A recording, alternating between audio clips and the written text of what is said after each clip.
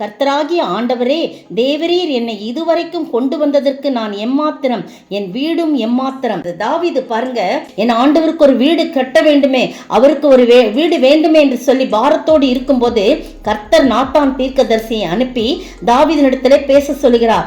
நீ என் தாசனாகிய தாவீதை நோக்கி 8ஆம் வசனம், சேனைகளின் கர்த்தர் சொல்லுகிறது என்னவென்றால், நீ இஸ்ரவேல் என்கிற என் ஜனங்களுக்கு அதிபதியாய் இருக்கும்படி ஆடுகளின் பின்னே நடந்த உன்னை நான் ஆட்டு மந்தையை விட்டு எடுத்து உன்னை அரசனாக வைத்திருக்கிறேன் என்று சொன்ன உன்ன நான் எம்மாத்திரம், என் வீடு எம்மாத்திரம் என்று சொல்கிறார். நீங்களும் நானும் கடந்து வந்த பாதைகளை நினைத்து ஆண்டவருக்கு எப்பொழுதும் தாழ்மையோடு ஸ்தோத்திர பலிகளை ஏறெடுத்து கடந்த வருடம் முழுதும் நம்மை கண்மணி போல காப்பாற்றினாரே, நான் என்ன செய்வேன், நான் எம்மாத்திரம், என் வீடு எம்மாத்திரம், நான் இதற்கு தகுதியில்லை என்று சொல்லி நம்மை தாழ்த்தி ஸ்தோத்திர பலிகளை ஏறெடுக்கும் போது கட்டாயம் இந்த வருஷத்திலே ஒரு புதிய ஆசீர்வாதத்தை கொடுத்து நம்மை உயர்த்த வல்லவராயிருக்கிறார்.